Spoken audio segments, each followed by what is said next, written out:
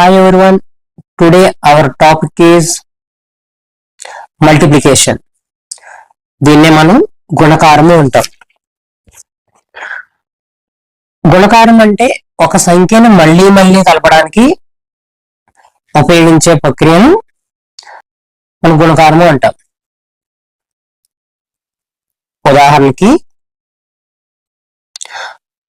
4 into 3 is equal to 12. దీని అర్థం ఏంటి? 3ని 4 సార్లు కలిపాం అన్నమాట. 4 సార్లు కలపడం వల్ల మనకి జవాబు అనేది 12 రావడం జరిగింది. అనదర్ ఎగ్జాంపుల్ 5 into 2 అంటే దీని అర్థం ఏంటి? 2ని 5 సార్లు వరుసగా కలపాలి. 5 సార్లు వరుసగా కలపడం అని అర్థం. Therefore 2 plus 2 plus 2 plus 2 plus 2 is equal to 10. దీన్ని బట్టి మనకి ఏమర్థమవుతుంది? గుణకారం అంటే పునరావృత సంకలనం అని మనకు అర్థమవుతుంది. మరికొన్ని ఉదాహరణల ద్వారా ఈ గుణకార ప్రక్రియ మరింత బాగా మనకు అర్థమయ్యేలాగా ప్రయత్నించేద్దాం. Another example 3 into 5 is equal to 5 plus 5 plus 5 is equal to 15. 5 into 4 is equal to 4 plus 4 plus 4 plus 4 plus 4 is equal to 20. So ఇందులో మనం చూసినట్లయితే కనుక ఈ మొదటి ఎక్స్పాన్షన్ ఉంది కదా, ఈ మొదటి ఎక్స్పాన్షన్ లో ఉన్న మొదటి సంఖ్య అనేది మనకి ఏం సూచిస్తుంది? ఒక నెంబర్ని ఎన్నిసార్లు పునరావృతం చేయాలనేది చెప్తుంది అన్నమాట. అంటే మొదటి సంఖ్య ఈజ్ ఈక్వల్ టు ఎన్నిసార్లు పునరావృతం చేయాలి అని 3 అనేది చెప్తుంది. అది సెకండ్ నెంబర్ ఏం చెప్తుంది? మనం కలపవలసిన సంఖ్యను చెప్తుంది అనమాట. సెకండ్ సంఖ్య ఏం చెప్తుంది మనకి? కలపవలసిన సంఖ్య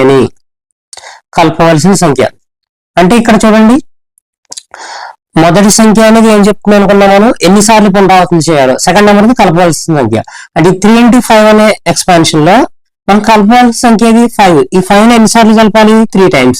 Therefore 5 plus 5 plus 5 is equal to 15. That is our answer. ఇక్కడ వరకు అర్థమైంది. నెక్స్ట్, అసలు ఈ గుణకార ప్రక్రియను మనం ఎందుకు నేర్చుకోవాలి, ఇది మనకు జీవితంలో ఎలా ఉపయోగపడుతుంది అనేది మనం తెలుసుకుందాం. ఇది మనకు నిత్య జీవితంలో ప్రతి చోట కూడా మనకి ఈ గుణకార ప్రక్రియ అనేది మనకు ఉపయోగపడుతుంది. మన గణితానికి సంబంధించిన పనిని ఈజీ చేయడానికి ఈ మల్టిప్లికేషన్ అనే ప్రక్రియ చాలా బాగా ఉపయోగపడుతుంది. అది ఎలా అంటే, మనం ఒకే సంఖ్యని పలుమార్లు కలపవలసిన పరిస్థితి వచ్చినప్పుడు మనం అలా కలుపుతూ ఉండడం వల్ల అది చాలా మనకి సమయంతో కూడిన శ్రమ.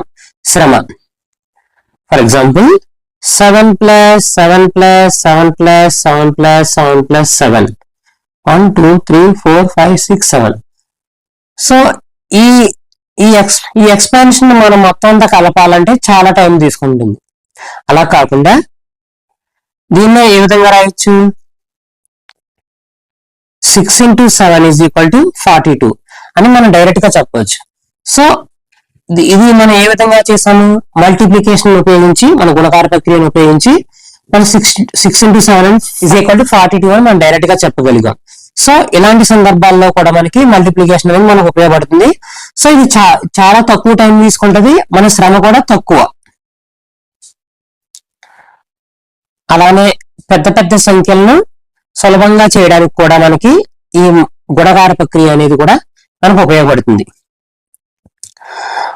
ఇందాక మనం చెప్పుకున్నట్లే ఈ ఎక్స్పాన్షన్ లో దీన్ని మనం ఒక్కొక్కటి మనం సంకలనం చేసుకుంటూ రావాలి అంటే మనకి చాలా టైం తీసుకుంటుంది అంటే శ్రమతో కూడిన పని. సో దీన్నే మనం ఏ విధంగా చేయగలం, దీన్ని 5 into 6, దీన్నే మనం 6 into 5 is equal to 30 అని మనం డైరెక్ట్ గా చెప్పవచ్చు అనమాట. సో అందుకని మనకి మల్టిప్లికేషన్ అనే ప్రక్రియ మనకి ఫాస్ట్ గా ఆన్సర్లు ఇవ్వడానికి అండ్ తక్కువ శ్రమతో జవాబులు రాబట్టే విధంగా కూడా మల్టిప్లికేషన్ అనేది మనకి నిజ జీవితంలో సహాయం చేస్తుంది. నెక్స్ట్ ఇది మనకు నిత్య జీవితంలో ఎక్కడెక్కడ ఉపయోగపడుతుందో కొన్ని ఎగ్జాంపుల్ ద్వారా మనం తెలుసుకుందాం. ఇందులో వస్తువుల్ని కొనటం. సో మనం పొద్దున్న లెగిస్తే చాలా వస్తువులు మనం కొంటూ ఉంటాం. అందులో ఫర్ ఎగ్జాంపుల్ మనం ఒక కూల్ డ్రింక్ బాటిల్ని 50 రూపీస్, ఒక బాటిల్ 50 రూపీస్ రేట్ చొప్పున 7 బాటిల్ కొన్నట్లయితే ఆ 7 బాటిల్ ధర ఎంత అనేది మనం ఫైండ్ అవుట్ చేద్దాం. ఒక కూల్ డ్రింక్ బాటిల్ ధర ఎంత, ఒక బాటిల్ ధర ఎంత 50 రూపీస్. మనం ఎన్ని కొన్నాం, 7 బాటిల్స్ కొన్నాం. సో ఈ 7 బాటిల్స్ మనం ఎలా ఫైండ్ అవుట్ చేస్తాం, 7 into 50 rupees is equal to 350 rupees. అలానే ఒక కేజీ బియ్యం ధర ఎంత, 60 రూపీస్ అనుకుంటే మనం ఒక 5 kgs బియ్యం కొన్నట్లయితే మనం ఎంత ఆ షాప్ అతనికి ఇవ్వాలి, మనం 5 into 60 rupees is equal to 300 rupees. ఇలానే నిత్య జీవితంలో మనం చాలా వస్తువులు కొనడం జరుగుతుంది కాబట్టి ఆ కొనే ప్రక్రియలో మనం ఎంతైతే షాప్ అతనికి ఇవ్వాలనేది మనకు సెల్ఫ్ గా క్యాల్కులేట్ చేసుకోవడం అనేది మనకి చాలా తక్కువ టైంలో అయిపోతుంది అనమాట. సో గుణకారం అనే ప్రక్రియ కూడా మనకి ఇలాంటి సిచ్యువేషన్ లో ఉపయోగపడుతుంది. అలానే గ్రూపులుగా కొన్ని వస్తువులు కొంటాం. సో ఆ అన్ని గ్రూపుల్లో ఉన్న మొత్తం వస్తువుల సంఖ్య కనుక్కోవడానికి కూడా మనకి ఈ గుణకారం అనే ప్రక్రియ ఉపయోగపడుతుంది. ఫర్ ఎగ్జాంపుల్ నేను 5 పెట్టెల మామిడి పళ్ళు కొన్నాను అనుకోండి. 5 బాక్సుల మామిడి పండ్లు కొన్నాను. అందులో ఒక బాక్స్ లో ఎన్ని ఉన్నాయి, ఒక బాక్స్ లో 13 మ్యాంగోస్ ఉన్నాయి. 13 మామిడి పళ్ళు ఉన్నాయి. దేర్ఫోర్ మొత్తం ఎన్ని మామిడి పళ్ళు ఉన్నాయని మనం చెప్పదలుచుకుంటే కనుక ఎలా చెప్పగలుగుతాం, 5 into 13 ఈజ్ ఈక్వల్ టు 65 మామిడి పళ్ళు ఉన్నాయన్నమాట. అలానే గ్రూపులుగా ఉన్న వస్తువుల మొత్తం ధర, సో మనం కొన్న మొత్తం ధర ఎలా ఫైండ్ అవుట్ చేయాలని చూసుకుందాం. సపోజ్ నేను ఒక పెన్సిల్ 5 రూపీస్ చొప్పున నేను మొత్తం అలా ఎన్ని పెన్సిల్ కొన్నాను, 6 పెన్సిల్ కొన్నాను. సో ఈ 6 పెన్సిల్ల మొత్తం ధర ఎంత అంటే 6 into 5 rupees is equal to 30 rupees. ఇలా గుణకారం ఉపయోగించి ప్రతి పెద్ద సంకలనాన్ని కూడా మనం ఎక్కువ టైం తీసుకోకుండా ఈజీగా చేయొచ్చు అన్నమాట. ఈ విధంగా గుణకార ప్రక్రియ మన పనిని ఈజీ చేస్తుంది. అందుకని ఈ గుణకార ప్రక్రియను మనం అందరూ కూడా బాగా నేర్చుకోవాలి. ఇప్పుడు ఈ గుణకార ప్రక్రియను నెంబర్ లైన్ ఉపయోగించి ఏ విధంగా చేద్దాము అనేది ఒకసారి చూద్దాం. గుణకారం అంటే ఏం చెప్పుకున్నందుకు ముందే, సమాన దూరంలోనూ ఒక స్థానాన్ని మరొక స్థానానికి జంపు చేయడం. మళ్ళా చెప్తున్నాను, గుణకారం అంటే సమాన దూరాల్లో ఒక స్థానం నుండి మరొక స్థానానికి జంపు చేయడాన్ని. ఫర్ ఎగ్జాంపుల్ ఇదే నెంబర్ లైన్ ని మనం చూసినట్లయితే కనుక ఉదాహరణ ద్వారా చూద్దాం. ఉదాహరణకి 4 into 2 ఈజ్ ఈక్వల్ టు ఎంత, దీన్ని నేను నెంబర్ లైన్ ద్వారా ఫైండ్ అవుట్ చేయాలనుకుంటే మనకు గుణకారంలో ఉన్న ఒక ముఖ్యమైన విషయం ఏంటంటే మనం సమస్యని 0 నుంచి స్టార్ట్ చేస్తాం అనమాట. 0 నుంచి స్టార్ట్ చేసి ఫస్ట్ గా 4 into 2 అనే దాంట్లో 4 అనేది ఫస్ట్ నెంబర్ అనేది నెంబర్ ఆఫ్ జంప్స్, అంటే ఎన్ని జంప్స్ చేయాలి, ఎన్ని జంప్స్ అనేది చెప్తుంది. సెకండ్ నెంబర్ అనేది మనకి ఏం చెప్తుంది, జంప్ యొక్క సైజ్ చెప్తుంది, జంప్ యొక్క సైజ్ ని మనకి చెప్తుంది అనమాట. ఫర్ ఎగ్జాంపుల్ మనం మల్టిప్లికేషన్ లో ఇప్పుడు కూడా 0 నుంచి స్టార్ట్ అవుతామని చెప్పుకున్నాం కదా. ఇప్పుడు 4 into 2 లో జంప్ యొక్క సైజ్ ఎంత, 0 to 2, 2 to 4, 4 to 6, 6 to 8, 6, 7, 8, 6 to 8.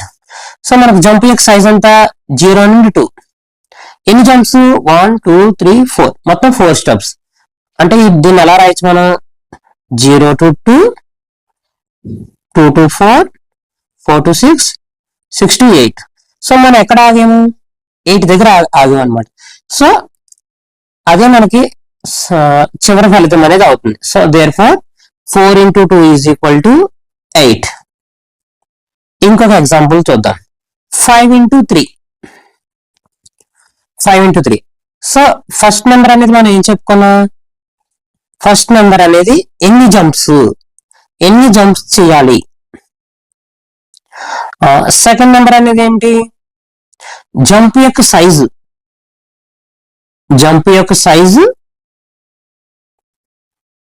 ఎంత అని. సో మన గుణకారం అనేది 0 నుంచి స్టార్ట్ అవుతామని చెప్పుకున్నాం కదా. సో 0 to జంప్ యొక్క సైజ్ ఎంత, 0 to 3, 0 to 3.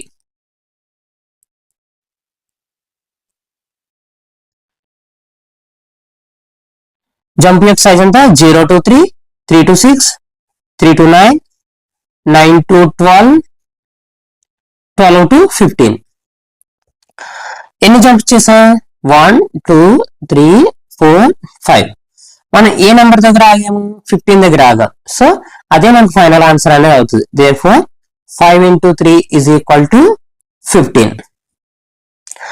అలా చెప్పుకుందాం. 5 into 3 అనే దాంట్లో 5 అనేది మనం ఎన్ని జంప్స్ చేయాలనే దాన్ని సూచిస్తుంది అనమాట. సో 3 అనేది ఆ జంప్ యొక్క సైజ్ అంతా, జంప్ యొక్క సైజ్ అనేది 0 నుంచి 3 to 6 అంటే 3 పార్ట్స్.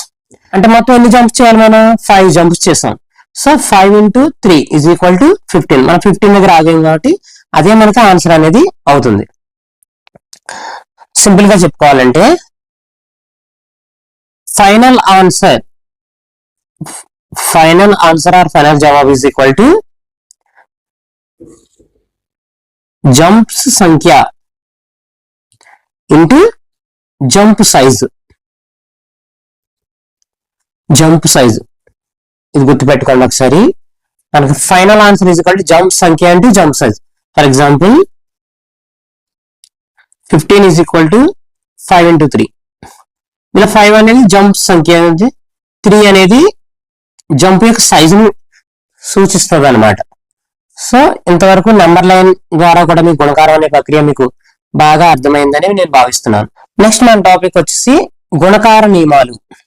అసలు గుణకార నియమాలు తెలుసుకుందాం ఒకసారి. అందులో మొదటి వచ్చేసి ధన సంఖ్య ఇంటూ ధన సంఖ్య ఈజ్ ఈక్వల్ టు ధన సంఖ్య వస్తుంది అనమాట. దాని ఇంగ్లీష్ లో positive into positive is equal to positive. For example 4 into 3 is equal to 12, 7 into 6 is equal to 42, 4 into 2 is equal to 8. చూడండి ఇక్కడ ధన సంఖ్య ఇంటూ ధన సంఖ్య ఈజ్ ఈక్వల్ టు ధన సంఖ్య ఇంటూ ధన సంఖ్య. సో ఈ అన్ని కేసెస్ లో కూడా మనకి ధన సంఖ్య ఇంటూ ధన సంఖ్య ఈజ్ ఈక్వల్ టు ధన సంఖ్య వచ్చింది. సో మనకి ఎప్పుడు కూడా ధన సంఖ్య ఇంటూ ధన సంఖ్య చేసినప్పుడు మనకి చివరి ఫలితం కూడా మనకి ధన సంఖ్య వస్తుంది అనమాట. నెక్స్ట్ రెండవది వచ్చేసి రుణ సంఖ్య ఇంటూ రుణ సంఖ్య ఈజ్ ఈక్వల్ టు ధన సంఖ్య. నేను మళ్ళీ రిపీట్ చేస్తున్నాను. రుణ సంఖ్య ఇంటూ రుణ సంఖ్య ఈజ్ ఈక్వల్ టు మనకి ఏమొస్తుంది, ధన సంఖ్య వస్తుందంట. Example -4 into -6 is equal to ఎంత, 24. ఎలా, 4 into 6 is equal to 24, minus into minus plus అవుతుంది. ఇండికేట్ ప్లస్ పెట్టినా పెట్టకపోయినా ఒకటే. Next -5 into -2 is equal to 10. 5 into 2 10, minus into minus plus. Next third వచ్చేసి ధన ఇంటూ రుణ సంఖ్య. ధన సంఖ్య ఇంటూ రుణ సంఖ్య ఈజ్ ఈక్వల్ టు మనకి రుణ సంఖ్య వస్తుంది అనమాట. ధన సంఖ్య ఇంటూ రుణ సంఖ్య ఈజ్ ఈక్వల్ టు రుణ సంఖ్య వస్తుంది. For example 6 into -2 is equal to -12.